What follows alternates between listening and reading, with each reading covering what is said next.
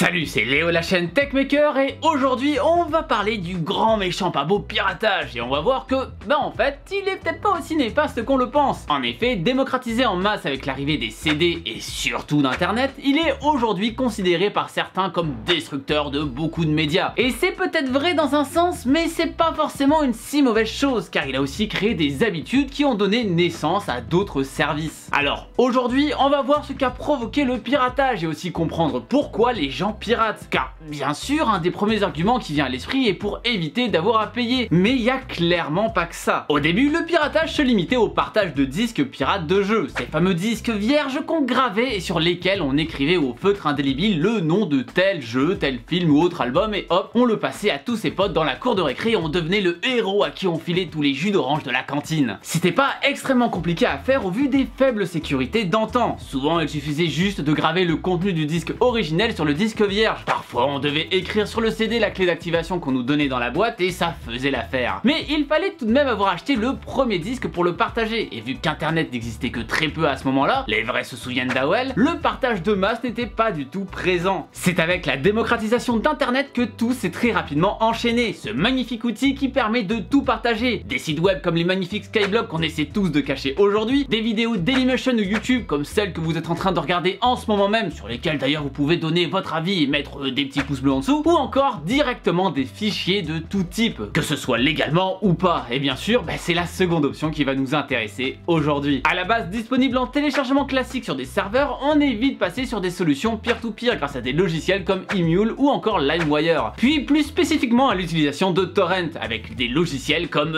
uTorrent. Dans un système comme celui-ci, les fichiers sont partagés par des utilisateurs qu'on va appeler les seeders, et derrière, d'autres vont les télécharger, les leashers. Il y a eu une réelle explosion des plateformes de téléchargement ces dernières années. Il y en a des centaines, et vu que c'est pas réellement contrôlé et que la communauté pirate n'était pas aussi soudée à l'époque, on se retrouvait facilement à passer 5 jours à télécharger un fichier, car oui, on n'avait pas la fibre en 2003, et au final se retrouver avec un film pour adultes nommé GTA 3. Et non, je ne dis pas que tout ça m'est arrivé. LimeWire, je te hais. Mais avec l'évolution des communautés, on s'est rapidement retrouvé avec un contrôle des torrents proposés, et ainsi éviter ce genre de situation. Pirate Bay, XTorrent ou encore le défunt T411, beaucoup de ces sites proposaient des torrents sûrs et obligeaient même les leashers à devenir seeders, s'ils voulaient pouvoir continuer à télécharger librement sans vergogne. Ce qui rendait la plupart des sources tout le temps disponibles. Il n'a jamais été aussi facile de télécharger ce que l'on veut n'importe où de nos jours, et ce de manière presque sécurisée, et ça ça plaît pas à tout le monde. Alors oui, les premiers que ça gêne, c'est les créateurs de ces contenus, ainsi que ceux qui vont les financer et en récupérer les lauriers, les éditeurs. Pour contrer ça, beaucoup vont rajouter des sécurités pour contrer ce piratage. Alors on en trouve des amusantes, par exemple, qui vont rajouter un petit code à avoir dans la notice d'un jeu, et sans ce dernier, on ne pourra plus avancer, ou encore des modifications sur une version partagée par les créateurs eux-mêmes qui rappelleront aux pirates que c'est pas très gentil de l'avoir piraté. Mais parfois ça va plus loin, au point de carrément d'avoir comme effet secondaire de détruire l'expérience utilisateur de celui qui aura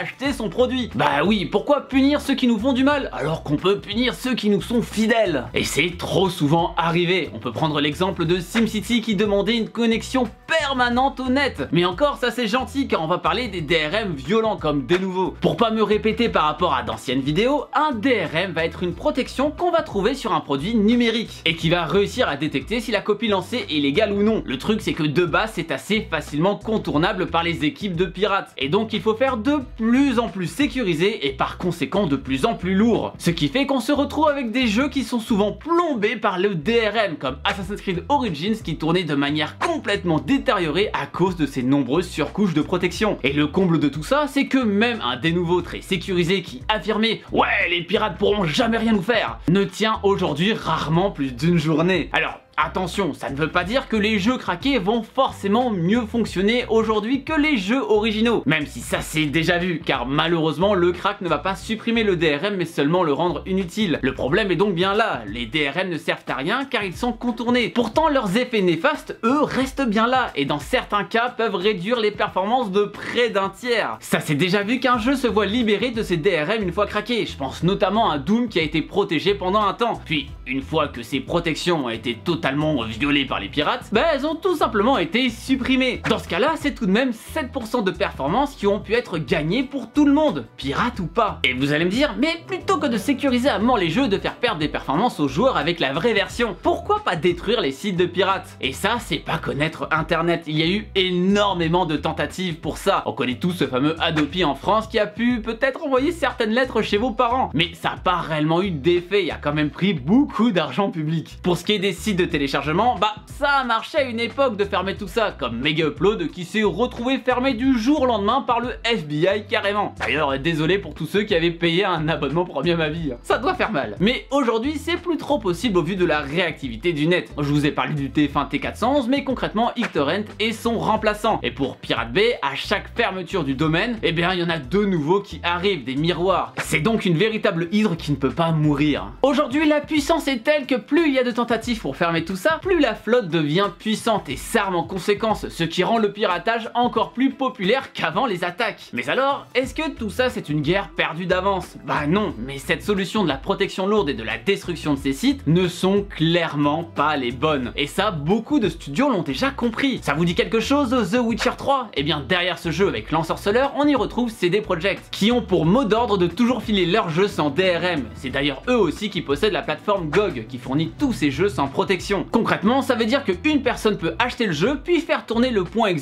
comme bon lui semble, car bah, de toute façon, il n'y aura pas de launcher qui va bloquer le lancement, ou des DRM à foison qui vont rendre le démarrage du jeu aussi galère qu'un lancement de fusée. Et est-ce que ça a empêché ce jeu de fonctionner? Bah clairement pas si on regarde le nombre de ventes et son succès retentissant. Alors certes, les gens consomment tout ça différemment, et c'est clair que beaucoup ont dû y jouer sans payer, mais si le jeu leur plaît, ça peut souvent leur arriver d'acheter ce dernier par la suite, par soutien pour les créateurs, voire d'acheter d'autres choses, et c'est de ça dont on va parler. Car oui, certains domaines sont mis à mal à cause de ça, mais d'autres en profitent énormément. Par exemple, les ventes de CD de musique ont baissé drastiquement ces dernières années, et non, c'est pas parce que le son est tellement meilleur sur vinyle, hein, désolé. Déjà, plus personne n'a de lecteur CD de nos jours, mais surtout, tout le monde préfère le streaming au vu de sa praticité. Pourtant, à côté de ça, le nombre de ventes de places de concert a explosé. Eh bien oui, vu que l'artiste peut être connu plus massivement grâce à ce système, le merchandising autour peut créer de son côté du revenu. Des peluches, des posters, bref, il y a beaucoup de ventes d'objets physiques qui peuvent découler d'un bien dématérialisé. En soi, bah c'est un petit peu pareil ici. Moi, je vous fais des vidéos que vous regardez gratuitement.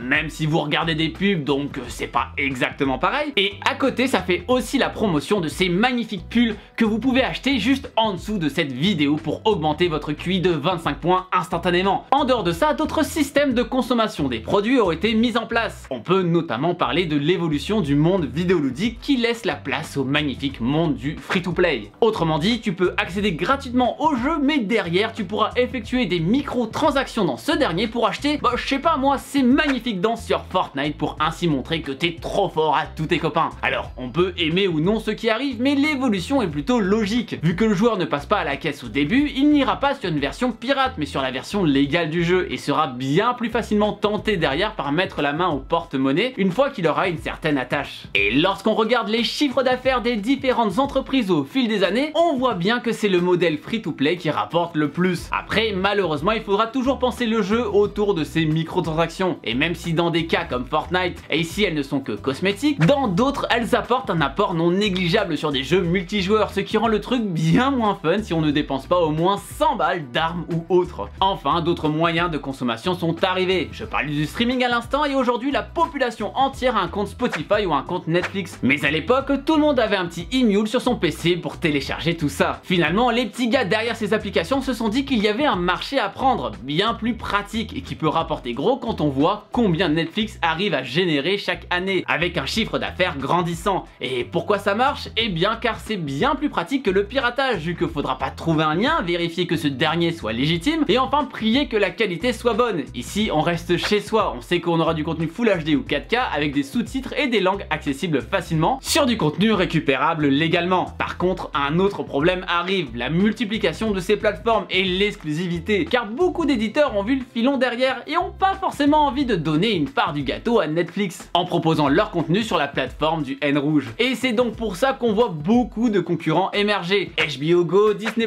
ou encore Canal+ séries, le nombre de services de streaming devient trop fort, et là par contre payer 4 abonnements d'un coup, bah c'est peu ouf. Aujourd'hui Game of Thrones est une des séries les plus piratées, et j'en mettrai ma main à couper que HBO aurait énormément d'intérêt à mettre sa série sur Netflix, car c'est celui qui est le plus utilisé. Certes, une partie des revenus ne vont pas aller chez eux, mais beaucoup ne prendront pas la peine de payer un abonnement juste pour une seule série chez la maison mère. Encore une fois, rendre le produit accessible facilement, légalement à l'utilisateur, sinon bah il préférera Tipeee tout ça. D'ailleurs, c'est pas une surprise de voir que cette série est une des plus piratées au monde, mais sans ce piratage, bah, Game of Thrones ne serait pas le mastodonte qu'il est aujourd'hui, et il ne se vendrait clairement pas autant de goodies. Et oui, si c'est pas connu, c'est pas vendu, c'est assez logique. Et non, les éditeurs ne doivent pas avoir peur du piratage, mais plutôt l'apprivoiser et en faire une force, car cela peut largement augmenter leurs ventes, comme le montrent énormément d'articles à travers le monde. Allez, pour vous donner un dernier exemple que les gens ne sont pas des méchants pirates car ils sont méchants, Valve a sorti Steam en Russie alors que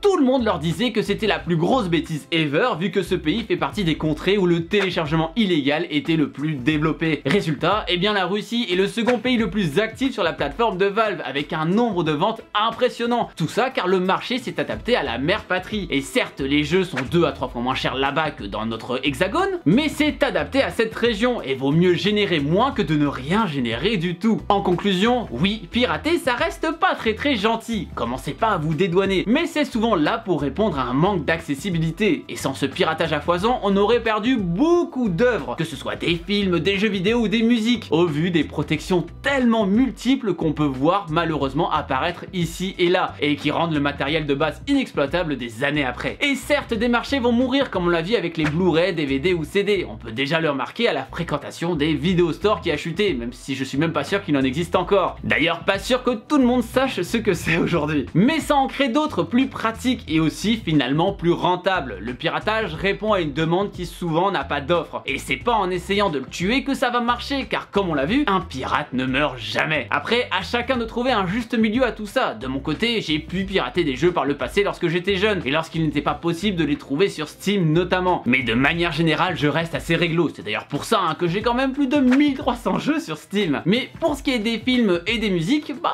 j'étais quand même un sale garnement. Avant l'arrivée de Netflix et Spotify qui me font aujourd'hui raquer 25 balles par mois au total. Comme quoi, il fallait juste un service pratique et adapté à la consommation actuelle. D'ailleurs, en parlant de ça, vous avez déjà piraté quelque chose de votre côté? Eh bien, repentez-vous de vos péchés en me disant si c'est le cas sur la fiche qui vient d'apparaître en haut à droite. Et bien sûr, ce que vous avez bien pu pirater dans les commentaires juste en dessous. Promis, dans l'au-delà, ça fera une sacrée différence. Ce serait quand même bête de finir en enfer à cause du fait que vous ayez téléchargé illégalement à la 2. Merci en tout cas d'avoir regardé la vidéo. Comme d'habitude, n'oubliez pas le bon pouce bleu de l'amour pour m'aider à faire connaître mon travail sur la toile, et bien sûr, le plus important, de partager cette vidéo qui certes ne vous dédonnera pas encore une fois de télécharger illégalement tous les albums de Jul, mais au moins qui permettra de comprendre pourquoi cette habitude est finalement arrivée. Ah, et bien sûr, si ce n'est pas déjà fait, abonnez-vous à la chaîne en cliquant sur le logo qui vient d'apparaître juste là. C'était Léo, la chaîne Techmaker, et surtout, n'arrêtez jamais d'apprendre. Salut!